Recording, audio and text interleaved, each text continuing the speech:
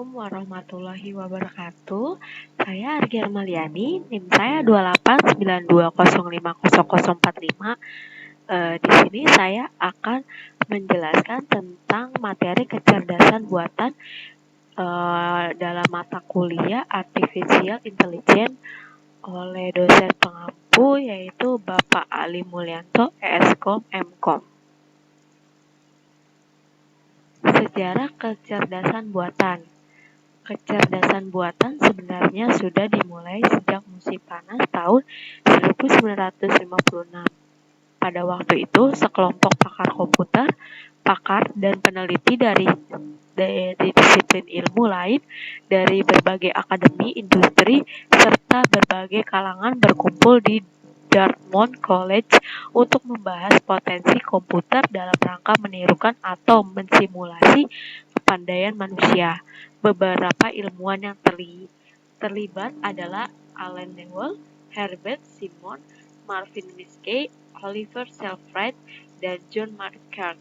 Sejak itu, para ahli mulai bekerja keras untuk membuat, mendiskusikan, merubah, dan mengembangkan sampai mencapai titik kemajuan yang penuh, mulai dari laboratorium sampai pada pelaksanaan kerja nyata. Pada mulanya, kecerdasan buatan hanya ada di universitas dan laboratorium penelitian dan hanya sedikit sekali jika ada produk praktis yang mulai dikembangkan. Menjelang akhir tahun 1970-an dan awal tahun 1980-an, mulai dikembangkan secara penuh dan hasilnya secara berangsur-angsur mulai dipasarkan. Definisinya menurut beberapa pakar yaitu Skalhoff adalah bidang studi yang berusaha menerangkan dan meniru perilaku kecerdasan dalam bentuk proses komputerisasi. Rich dan Crick adalah studi tentang cara membuat komputer melakukan sesuatu yang sampai saat ini orang dapat melakukannya lebih baik. Lager dan Stroopveld adalah cabang ilmu komputer yang berhubungan dengan otomatis perilaku yang cerdas. Hack dan Ken adalah bidang studi yang berhubungan dengan penangkapan, permodelan, dan penyimpanan kecerdasan manusia dalam sebuah sistem teknologi informasi, sehingga sistem tersebut dapat memfasilitasi proses pengambilan keputusan yang biasanya dilakukan oleh manusia. Revolusi pengolahan data oleh komputer. Awalnya komputer hanya mengolah data, kemudian menghasilkan informasi untuk pengambilan keputusan. Seiring dengan perkembangannya, saat ini komputer dapat mengolah pengetahuan sehingga proses pengambilan keputusan menjadi lebih cepat dan akurat. Di sini terdapat tabelnya yaitu pemakai sama dengan mesin, pengambilan keputusan, lalu pemrosesan pengetahuan, lalu pemrosesan informasi menjadi data. Kalau mesin, sistem pemrosesan data, file data.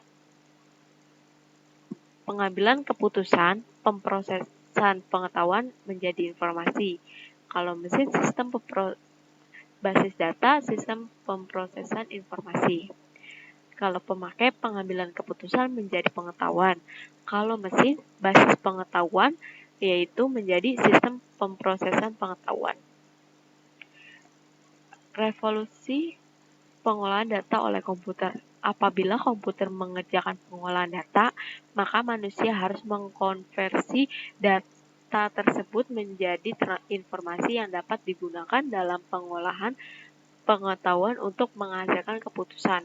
Apabila komputer mengerjakan pengolahan informasi, yang berarti juga termasuk pengolahan data, maka manusia cukup mengerjakan pengolahan pengetahuan untuk menghasilkan keputusan. Akan tetapi, apabila komputer dapat melakukan pengolahan pengetahuan juga terkandung di dalamnya pengolahan data dan informasi, maka akan sangat sedikitlah bagian pekerjaan yang harus dilakukan manusia, termasuk dalam penerapan hasil untuk keperluan tertentu. Apakah komputer dapat berpikir? Pikiran manusia menduduki tingkat tertinggi dalam spektrum kecerdasan. Rangkaian logika sederhana ada pada tingkat spektrum terendah, sedangkan kecerdasan buatan terletak pada kedua hal tersebut.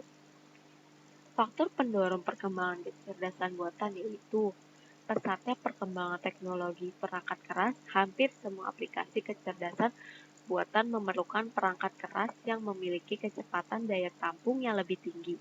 Walaupun hanya menjalankan perangkat lunak kecerdasan buatan yang paling sederhana sekalipun, di samping itu, harga perangkat keras yang dengan kemampuan lebih memiliki harga yang relatif semakin murah. Pengembangan perangkat lunak kecerdasan buatan. Dewasa ini bahasa dan alat pemrograman baru yang lebih canggih sudah banyak dikembangkan dan dipasarkan secara luas, termasuk bahasa khusus untuk kecerdasan buatan.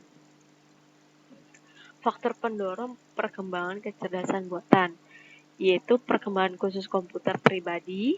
Sekarang sudah sangat banyak orang menggunakan komputer mikrokomputer, khususnya komputer pribadi baik di sekolah, perusahaan, atau bahkan di rumah, yang menyebabkan permintaan mereka akan perangkat lunak yang lebih unggul untuk pekerjaan mereka. Turut andilnya para investor dalam mendanai penelitian dan pengembangan teknologi kecerdasan buatan. Hal ini dapat mengakibatkan terjadinya semacam tekanan di kalangan masyarakat kecerdasan buatan untuk berlomba-lomba untuk mempercepat gerak dan langkah penelitiannya dan segera memproduksi kecerdasan buatan dalam waktu yang singkat. Kedudukan ilmu kecerdasan buatan. Kecerdasan berasal dari kata dasar cerdas. Cerdas dapat memiliki konotasi makna lebih baik, cepat, adaptif dengan kondisi umumnya atau normal. Cerdas juga dapat berarti kemampuan untuk mengerti atau memahami. Kecerdasan dimiliki seseorang yang pandai melaksanakan pengetahuan yang dimilikinya. Walaupun seseorang memiliki banyak pengetahuan, tetapi bila ia tidak bisa melaksanakannya dalam praktek, maka ia tidak bisa digolongkan ke dalam kecerdasan. Dengan perkataan lain, kecerdasan adalah kemampuan manusia untuk memperoleh pengetahuan dan pandai melaksanakannya dalam praktek.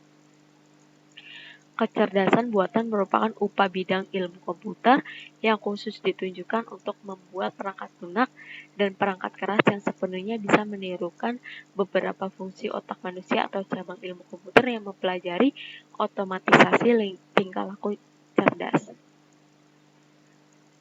Kecerdasan harus didasarkan pada prinsip dan terapan yang menyangkut, yaitu struktur data yang digunakan dalam representasi pengetahuan, algoritma yang diperlukan dalam penerapan pengetahuan, teknik-teknik bahasa. Kecerdasan buatan menawarkan baik media maupun uji teori kecerdasan. Bagian utama aplikasi kecerdasan buatan adalah knowledge, yaitu pengertian tentang beberapa wilayah subjek yang diperoleh melalui pendidikan dan pengalaman. Basis pengetahuan, motor inferensi. Pengetahuan merupakan informasi terorganisir dan teranalis agar bisa lebih mudah dimengerti dan bisa diterapkan pada pemecahan masalah dan pengambilan keputusan. Permasalahan yang diselesaikan oleh kecerdasan buatan. Mula-mula hal yang digeluti oleh kecerdasan buatan adalah pembuktian teorema dan permainan game. Misalnya Newell, ahli teori logika, berusaha untuk membuktikan teorema matematika, dan Samuel yang membuat program permainan catur alamiah dan problema spesifik seperti diagnosa medis. Pembuktian teorema, permainan, pemecahan masalah umum, persepsi, pemahaman bahasa alamiah, pengenalan pola, pemecahan masalah pakar, pembuatan perangkat lunak otomatis. Sekian penjelasan dari saya. Apabila ada kesalahan, mohon dimaafkan. Wabillahi taufiq wa hidayah. Wassalamualaikum warahmatullahi wabarakatuh.